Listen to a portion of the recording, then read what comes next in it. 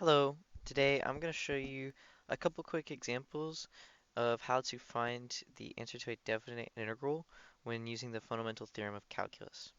So just to quickly showcase the equations and kind of theorem we're going to use here, this is the fundamental theorem of calculus. It basically says that the integral between 2 points is taking that antiderivative and solving the difference between the antiderivative at point 2 and point 1, which is point B and A in this equation. So just to show you really quick on how to perform this, we will do two quick examples. They're not very complicated antiderivatives. If you want something that's a little bit harder, just let me know and I can give you a good example in another video. But for now, I'm just going to show you the concept with some simple stuff. So here, first, before anything, before you use the fundamental theorem of calculus to solve the definite integral, um, we actually want to just find the antiderivative. So the antiderivative of x squared, we use the power rule here, which, just a quick reminder, the power rule says that the uh, antiderivative of x to the a is equal to x to the a plus 1 over a plus 1.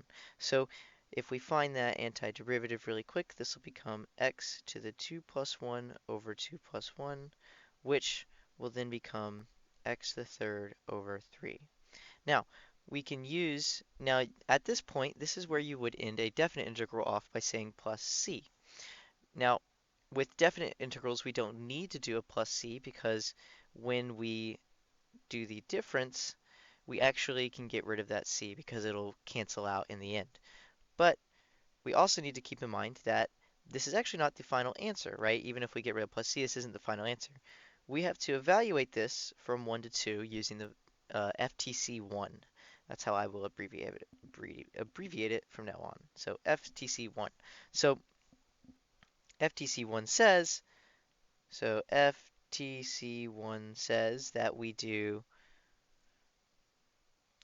2 to the power of 3 over 3 minus 1 to the power of 3 over 3, which this is just our antiderivative at 2, and this is our antiderivative at 1. And when solving this, we will end up with 8 over 3 minus 1 over 3, which just becomes 7 over 3.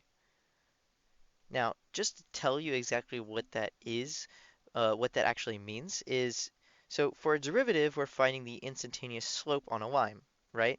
Now, when we're finding integrals, we're actually finding the area between the line and the axis. So if I were to draw a quick sketch of, whoopsies, if I were to draw a quick sketch of the x squared graph, we know that it looks something like that, right? And so this is our original function that we took the integral of. This is the x squared.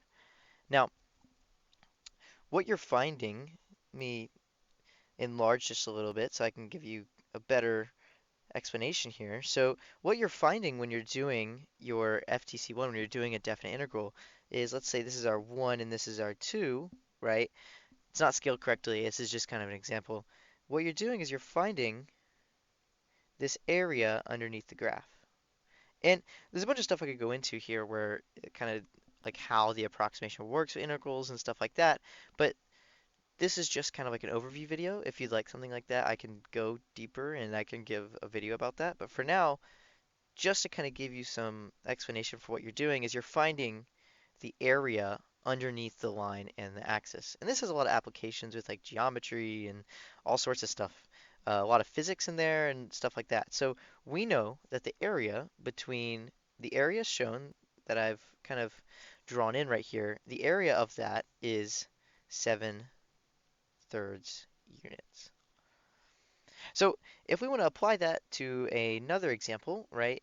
I won't draw the graph for this one because I don't have the graph ready right off the top of my head, but just keep in mind that we're just solving for the area under the line. So we're going to do the same exact method, right? We're going to find the antiderivative. First step is to always find the antiderivative, right? And so to do that, we actually need to simplify this a little bit.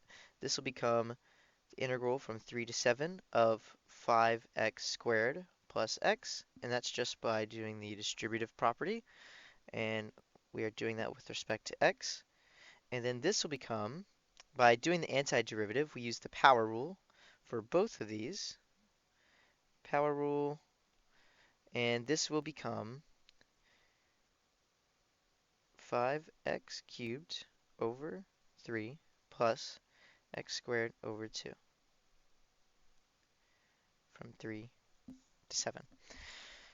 Now we use the FTC1, and this says that we find this at 7, and we find this, that is supposed to be a 5 there. Whoops, no it's not. Let me got myself mixed up for a second. Remember, so this is our full function, correct? So what we're doing when we're doing FTC1 is we're saying f at 7 minus f at 3. Now, to do that, we plug 7 and we plug 3 into our function, and we subtract the answers to both those functions. So you could do this separately, or you could do it all in one line. I'm just going to do it all in one line, and you will say 7 cubed over 3 plus 7 squared over 2 minus 3 cubed over 3 plus 3 squared over 2. And now this is going to be a big number, right? Well, maybe not a big number, but it's kind of a lot of arithmetic. So let me do this really quick. This just becomes a giant calculator problem. So let me plug this into my calculator really quick.